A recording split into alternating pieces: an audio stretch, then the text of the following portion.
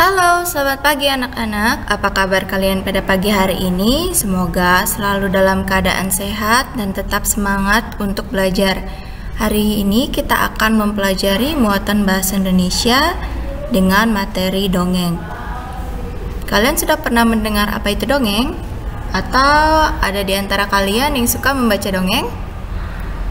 Atau mungkin ada yang sebelum tidur sering dibacakan dongeng oleh orang tuanya? Ya, kita langsung saja.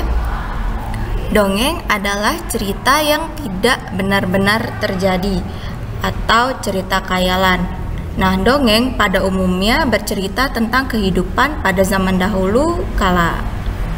Dongeng biasanya berisi pesan ataupun Dongeng itu memiliki jalan cerita yang sederhana.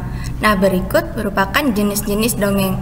Yang pertama ada mite, yang kedua ada legenda, yang ketiga ada fabel, yang keempat ada hikayat, dan yang kelima ada parabel. Berikut penjelasannya. Mite adalah dongeng dengan latar belakang sejarah yang menggunakan dewa-dewa sebagai tokohnya, atau biasa mengandung hal-hal yang ajaib dan dianggap suci. Nah, contohnya adalah Nyi Roro Kidul Laut Selatan. Selanjutnya legenda. Legenda adalah dongeng mengenai asal-usul suatu daerah atau mengenai peristiwa sejarah suatu nama daerah atau asal-usul sejarah tadi yang Ibu bilang. Nah, contohnya adalah legenda Danau Toba. Selanjutnya fabel. Fabel adalah dongeng yang tokohnya adalah hewan. Misalnya ada semut dan belalang atau katak, seperti itu ya. Yang keempat tadi hikayat. Hikayat adalah dongeng yang menceritakan tentang kehebatan atau kepahlawanan seseorang. Contohnya adalah hikayat Abu Nawas.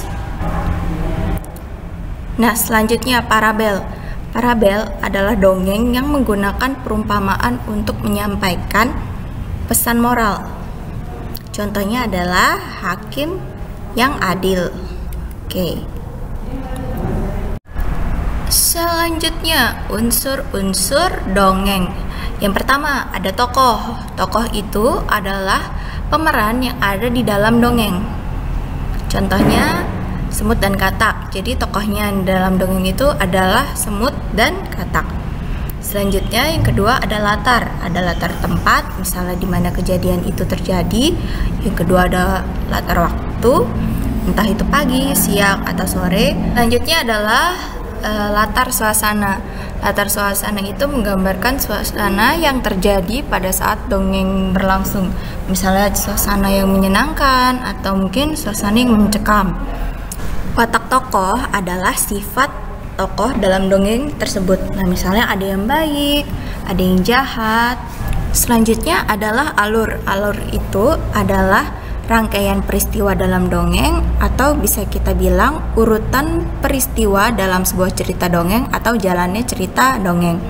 Selanjutnya, pesan atau amanat. Pesan atau amanat adalah pesan dalam dongeng, ya ini pesan yang ingin disampaikan penulis dongeng kepada pembacanya. Selanjutnya, cara menemukan watak tokoh dalam dongeng atau mengenali karakter tokoh dalam dongeng. Nah, dalam dongeng terdapat tokoh. Jadi setiap tokoh dalam dongeng tersebut memiliki karakter atau watak yang berbeda-beda.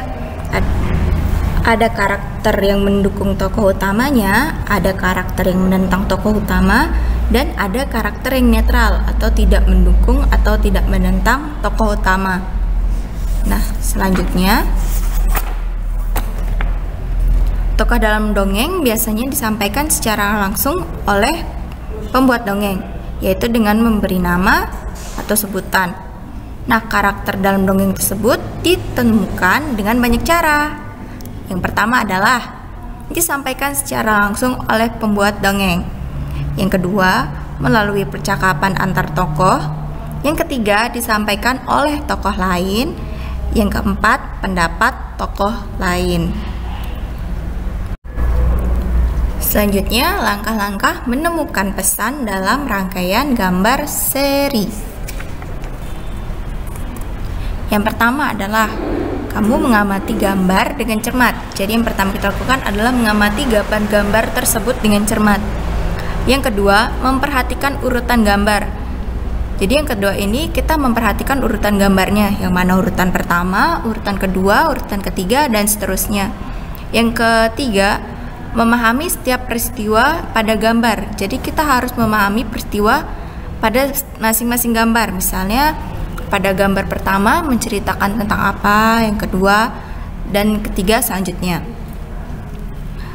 Kemudian yang keempat, menemukan pesan dalam rangkaian gambar yang membentuk cerita. Jadi kita menemukan pesan dalam rangkaian gambar tersebut yang dibentuk dalam cerita. Oke, sekian dulu materi yang Ibu Guru sampaikan. Kalau ada materi yang belum kalian mengerti, kalian boleh bertanya langsung ke Bu Guru atau kalian dapat membacanya langsung pada buku pena. Nah, Ibu berpesan agar kalian selalu menjaga kesehatan di rumah dan tetap semangat untuk belajar ya anak-anak. Salam sehat, salam DigiTS.